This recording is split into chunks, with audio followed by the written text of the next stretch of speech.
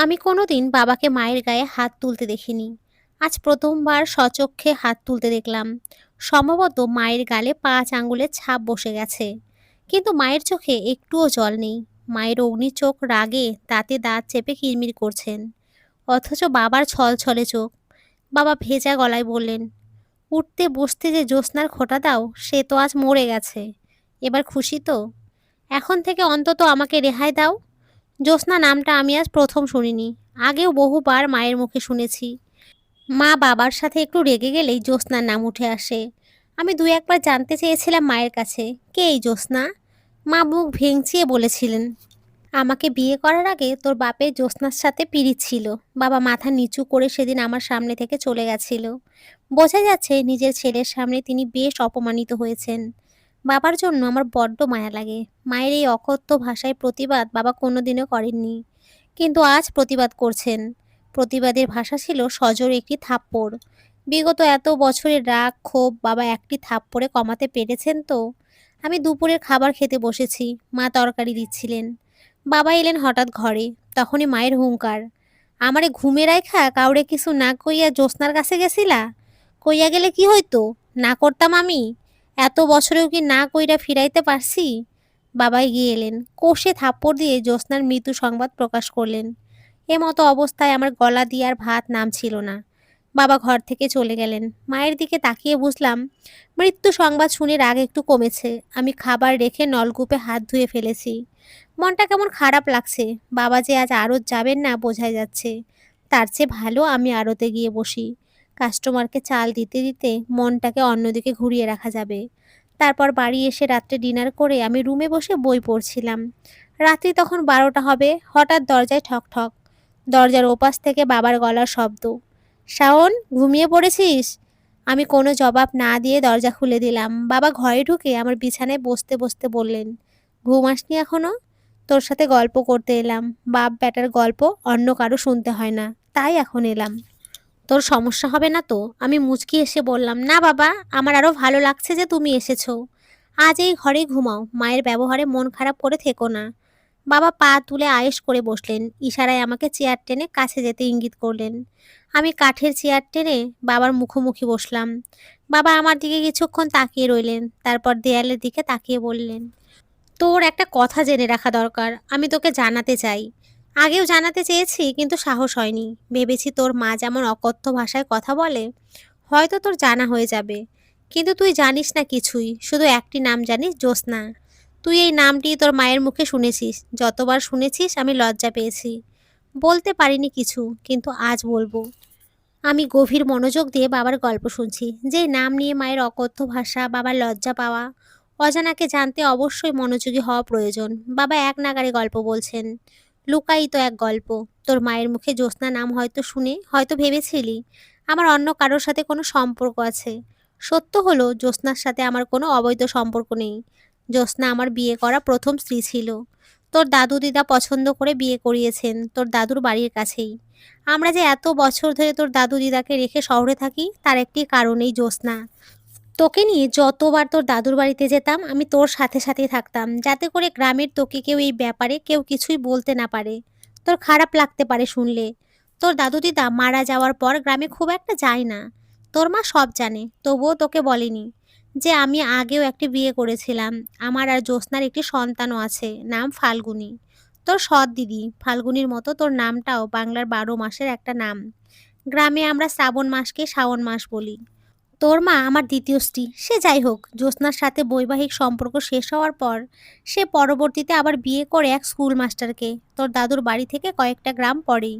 8 বছর সংসার করলেও আর কোনো সন্তানাদি হয়নি। স্কুল মাস্টার মারা গেলেন 4 সালের বন্যায়। আমি সব খোঁজে রাখতাম। রাখার কারণ ওই ফাল্গুনী, আমার মেয়ে। আমি তাকে আমার কাছে রাখতে পারিনি। মাস্টার মারা যাওয়ার পর সেই সংসারে টানাটানি অবস্থা। আল্লাহ আমাকে যথেষ্ট দিয়েছেন, কয়েকটা সংসার চালানোর তৌফিক দিয়েছেন। আমি প্রতি মাসেই যাই সেই এলাকায়। কাউকে দিয়ে খবর পাঠালে ফাল্গুনী আসে। বাবা বলে এসে জড়িয়ে ধরে। কত শত বায়না তার। আমি আসার পথে পুরো মাসের খরচ দিয়ে আসি ফাল্গুনীর হাতে। তোর মা এসব জানে। আমি গোপন করি না তোর মায়ের কাছে। আমি ফাল্গুনীর জন্মদাতা। সে আমার কাছে মেয়ে হিসেবে পাও না, আমি তো দেবই। আমি ফাল্গুনীর মায়ের সাথে দেখা করি না। দেখা করাটা বেমানান, লোকে মন্দও বলবে। তাই লোক মারফত ফাল্গুনীকে ডেকে আনি। আর এখন তো নরসিংদী সরকারি কলেজে অনার্স শেষ করবে এই বছরে। এখন তো কলেজে গেলেই মেয়ের সাথে দেখা করতে পারি। কিন্তু ওই যে, আমি তোর মায়ের কাছে কোনো কিছুই লুকাই না। তোর মা মনে করে আমি হয়তো ফাল্গুনীর মায়ের সাথেও দেখা করি। এজন্যই রাগের মাথায় ২-৪টে কথা শোনায়। এতে আমার খারাপ লাগে না, শুনতে শুনতে একটা অভ্যেস হয়ে গেছে। কিন্তু তুই? বাবা, ১ মিনিট। আমি বাবাকে থামিয়ে প্রশ্ন করলাম, এত বড় জীবন ঘটিত বিষয়টা মায়ের কাছে যখন লুকিয়ে রাখোনি, তাহলে আমি শুনলে কি সমস্যা বাবা? বাবা উত্তরে বললেন, আসলে আমি চেয়েছিলাম তুই বড় হলে সব বলবো। তোর মানসিক বেড়ে ওঠাতে মস্তিষ্কে কোনো প্রভাব পড়ুক সেটা চাইতাম না। কিন্তু ভুলে গিয়েছিলাম যথেষ্ট বড় হয়েছিস। ইন্টার পরীক্ষা দিয়ে আর পড়লি না, ফাল্গুনী শুনেও কষ্ট পেয়েছে। ও হ্যাঁ, ফাল্গুনী কয়েকবার বলেছিল তোকে সব জানাতে, আমি সাহস পাইনি। তবে বিশ্বাস কর, ফাল্গুনীর মায়ের সাথে আমি দেখা করতাম না কখনো। কিন্তু আজ মৃত্যু সংবাদ শুনে না গিয়ে থাকতে পারিনি। তার উপরে তোর মায়ের এমন কথাটুকু সহ্য হয়নি।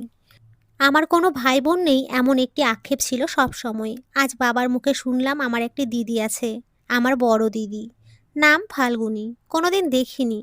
বাবা দেয়ালের দিকে তাকিয়ে আছেন, তার চোখ দুটো ছলছল। জ্যোৎস্না নামের মানুষটির জন্য বাবার চোখে জল থাকাটা স্বাভাবিক। আমি বাবাকে প্রশ্ন করলাম, তোমাদের ছাড়াছাড়ি কেন হয়েছিল বাবা? বাবা দেয়াল থেকে দৃষ্টি সরিয়ে আমার দিকে দিলেন।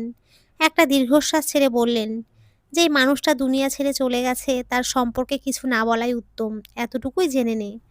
আমাদের মনের মিল ছিল না, তবে বুঝতে একটু দেরি হওয়াতে 4.5 বছর সংসার টিকেছিল।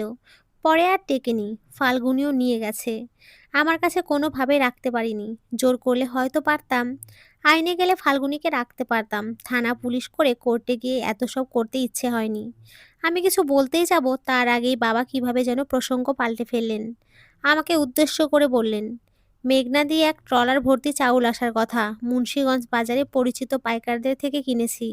সন্ধ্যায় আসার কথা, রাত 9টা অবধি বসেছিলাম, আসেনি। দোকানে রাজীব কাছে নাম্বার আছে, সকালে আড়তে গিয়ে একটু খোঁজ করিস তো। আসলে রসিদ দেবে, টাকা দিয়ে দিস। কথাটুকু বলেই বাবা উঠলেন। উঠে সাথে সাথে চলে গেলেন না, একটু দাঁড়িয়ে থেকে আবার বললেন, রাত 1টা বেজে যাচ্ছে, জেগে থাকিস না, ঘুমিয়ে পড়। সকালে আড়তে যাবি। বাবা ঘর থেকে বেরিয়ে গেলেন। আমি চেয়ার আগের জায়গায় নিয়ে এলাম। আজ আর বই পড়াটা শেষ করা হবে না, বিছানায় গা এলিয়ে দিলাম। ঠিক 1 সপ্তাহ পরে বাবা হঠাৎ মারা গেলেন। আমি আড়তে গিয়েছিলাম, খবর পেয়ে ছুটে এসেছি বাড়িতে। বাড়ি ভর্তি মানুষ। কেউ মারা গেলে পরিচিত সবাই শেষ দেখা দেখতে আসে। মা বিলাপ করে কান্না করছেন। মায়ের মুখে শুনতে পেলাম, সকালে শুধু বলেছিলেন বুকটা ব্যথা করে। মা ভেবেছেন খাওয়ার পর হয়তো এমনিতেই ব্যথা করছে। আর তাছাড়া ব্যথা ততটাও বেশি না। কিছু না বলে বাবা দুনিয়া ছেড়ে চলে গেলেন। আমার মাথার উপরের বটগাছের ছায়াটা সরে গেল। নিজেকে খুব অসহায় লাগছিল। এত বড় পৃথিবীতে নিজেকে একা লাগছে। আমার 2 চোখ বেয়ে অঝরে জল পড়ছে। সান্ত্বনা দিতে এগিয়ে এলেন এলাকার কয়েকজন। মানুষের সামনে কান্না করাটা অন্য সময় হলে লজ্জাকর পরিস্থিতি হতো।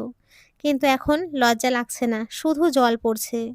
এক এক করে সব আত্মীয় স্বজন এলো, শেষ বিদায়ের আয়োজন চলছে। কবর খুঁড়তে লোক গেছে কবরস্থানে। পাশের বাড়ির একজন আমাকে সাথে করে নিয়ে গেলেন কাফনের কাপড় কিনতে। এ যেন এক অনুষ্ঠান চলছে, শেষ বিদায়ের অনুষ্ঠান। বাবা মারা যাওয়ার মাস পেরিয়ে যাচ্ছে, আমি আড়তে বসে আছি। বাবার অবর্তমানে দায়িত্ব বেড়ে গেছে। হঠাৎ আমার অবচেতন মনে খানিকটা ধাক্কা লাগলো। ফাল্গুনী আমার একটা মাত্র দিদি, বাবার মেয়ে। তাকে তো খবর দেওয়া হয়নি। আমার কাছে তো ফোন নাম্বারও নেই, বাড়িও চিনি না কোন গ্রামে থাকে। বাবাকে শেষ দেখা হয়নি তার। এটা তো তার প্রতি মস্ত বড় অন্যায় হয়েছে। মায়ের কাছে কি দিদিদের বাড়ির ঠিকানা আছে, না মাকে কিছু বলা যাবে না? দাদুর বাড়ির কেউ কি জানে? ভাবতে ভাবতে হঠাৎ মনে পড়লো বাবা বলেছিলেন ফাল্গুনী দিদি নরসিংদী সরকারি কলেজ থেকে এবার অনার্স শেষ করবেন। আমি চেয়ার থেকে উঠে দাঁড়ালাম, একটা বড্ড ভুল হয়ে গেল। দিদিকে বাবার মৃত্যু সংবাদটা জানানো খুবই দরকার ছিল। নরসিংদী সরকারি কলেজের দক্ষিণ দিকে অনার্স ভবন। আমার পরিচিত কেউ নেই এখানে। অনার্স ভবনের সামনে অনেকেই বসে আছে। আমি এগিয়ে গেলাম। সবাই বয়সে আমার বড়। একসাথে 3-4 জন কথা বলছে দাঁড়িয়ে। আমি গিয়ে সালাম দিলাম। জানতে চাইলাম অনার্স শেষ বর্ষের ফাল্গুনী নামের কাউকে চেনে কিনা। সাথে সাথে একজন অন্যদিকে তাকিয়ে একটু গলাটা উঁচিয়ে বলল, এই ফাল্গুনী, তোকে কেউ খুঁজতে আসছে। আমার চোখ দুটো যেন অপেক্ষা সইছে না। কেউ একজন এগিয়ে আসছে। আমার 3-4 বছরের বড় হতে পারে। দেখতে খুবই সুন্দর। ইচ্ছে করছে এক্ষুনি চিৎকার করে বলি, দিদি, আমি তোমার একমাত্র ভাই শাওন। কিন্তু বলতে পারিনি। আমার গলার স্বর কি ভেজা। বুঝতে পারছি না। আমাকে খুঁজছো? কে তুমি? দিদিকে কি বলবো ভেবে পাচ্ছি না। আসলে কে আমি? পরিচয়ের শুরুটা কিভাবে করব? মুখ ফুটে বললাম, দিদি, আপনার সাথে কিছু কথা আছে, খুব জরুরি। একটু এদিকে আসবেন? অনার্স ভবনের সামনে দূর্বা ঘাসে শীতল পাটির মতো বিছানা পাতা। আমি আর দিদি ঘাস মারিয়ে মাঠের মাঝখানটায় গেলাম। দিদির কৌতূহলী চোখ হঠাৎ বললাম, আমি চিনিসপুর থেকে এসেছি, আমার নাম শাওন। কথাটুকু বলে দিদির দিকে তাকালাম। দিদি নির্বাক, চোখের পলক পড়ছে না। চোখ দুটো ভিজে উঠল আমার সামনে। আর একটু এগিয়ে এসে দিদি আমার কাঁধে হাত রাখলো, তারপর মাথায়, তারপর গালে। এই স্পর্শ কত শীতল, কত মায়ায় ভরা। টলমলে চোখ, ভেজা গলায় দিদি বলল, তোমাকে দেখার ইচ্ছে ছোটবেলা থেকে। আমার একটা ভাই আছে আর তাকে আমি কখনো দেখিনি। এই কষ্টটা আমার অনেক বছরের। কত বড় হয়ে গেছো তুমি। আমার দৃষ্টি নিচের দিকে। ইচ্ছে করছে নিজের চোখের সাথে যুদ্ধ ঘোষণা করি। আমার চোখ থেকে এখন যেন এক ফোঁটা জলও না পড়ে। আমি শত বৃথা চেষ্টা করেও যাচ্ছি আটকাতে। আটকাতে আর পারলাম কই। এরই মধ্য দিদি আবার বলল, বাবা মারা যাওয়ার দিন গিয়েছিলাম তোমাদের বাড়িতে। আড়ত থেকে রাজীব নামের কেউ একজন ফোন করেছিল। তোমাদের বাড়ির ঠিকানা নিয়ে গিয়েছিলাম। 20 মিনিটের মতো ছিলাম। সবাই কান্না করছে। মানুষের ভিড়ে আমিও বাবার মুখখানি শেষবারের মতো দেখে নিয়েছি। দেখে কান্নাও করেছি। কিন্তু কেউ জানে না আমি কে। তোমাকেও খুঁজেছি, জিজ্ঞেস করিনি কারোর কাছে। কে কবর খুঁড়তে গেল, কে বাজারে গেল, এসব বলার সময় শুনলাম তোমার নাম। কেউ একজন বলছে শাওন কাফনের কাপড় কিনতে গেছে। আমি আর সেখানে থাকিনি, চলে এসেছি। মাথা তুলে তাকাতে খুব ইচ্ছে করছে, কিন্তু চোখের জল লুকাতে পারবো না। টপ করে নিচে পড়বে। দিদি আমার থুতনি ধরে মাথাটা উপরের দিকে তুললেন। টপ করে চোখের জল দিদির কবজিতে পড়ল। দিদি আমার চোখের জল মুছে দিচ্ছেন। দিদিদের বুঝি এত মমতা থাকে, এত আদর থাকে। দিদি আমার চোখের জল মুছে দিয়ে মাথার চুল নাড়িয়ে বললেন, তুমি ছোট হলেও এখন তোমার অনেক দায়িত্ব। মায়ের দিকে খেয়াল রেখো। আমি আড়ত থেকে আসার সময় 20,000 টাকা নিয়ে এসেছি পকেটে ভরে। টাকাটা বের করে দিদির হাতে দিয়ে বললাম, আমি এখন আর ছোট নই দিদি, অনেক বড় হয়েছি। মায়ের খেয়াল যেমন রাখতে পারবো, তেমনি দিদির জন্যও এই ভাইটি আছে। দিদি একটু চমকালেন বোধহয়, তারপর টাকাটা আমার হাতে দিয়ে বললেন, আমি তোমার চেয়েও বড়। এখন আমার টাকা আর লাগবে না। মামার বাড়িতে থাকি এখন। আমি টাকা ফেরত না নিয়ে বললাম, টাকা নিতেই হবে। দিদির সব দায়িত্ব এখন থেকে তার ভাইয়ের। বাবা শুধু আমার একার নয়, তোমারও বাবা। তোমারও অধিকার আছে। আমাকে শুধু দিদি ডাকতে দিও, বঞ্চিত করো না। অনার্স ভবনের মাঠের দুর্বা ঘাস সাক্ষী হচ্ছে দুই ভাই বোনের চোখ থেকে গড়িয়ে পড়া জলের। ঘাস মারিয়ে সামনে এগোচ্ছি। আড়তে যেতে হবে। আড়ত থেকে বাড়িতে মা কয়েকদিন ধরে মন মরা থাকে। মায়ের কাছাকাছি থাকাটাও খুব দরকার, গল্প করার দরকার। সব দায়িত্ব এখন আমাকেই পালন করতে হবে। রিকশায় উঠে কিছু দূর এসে পেছন ফিরে দেখি দিদি তখনও আমার চলে আসায় দাঁড়িয়ে দেখছে, যেন ভাইকে বিদায় দিতে মন চাচ্ছে না তার। তো বন্ধুরা, আজকের এই গল্পটি এই পর্যন্তই। তোমরা সকলে খুব ভালো থেকো, সুস্থ থেকো। সকলকে অসংখ্য ধন্যবাদ। নমস্কার।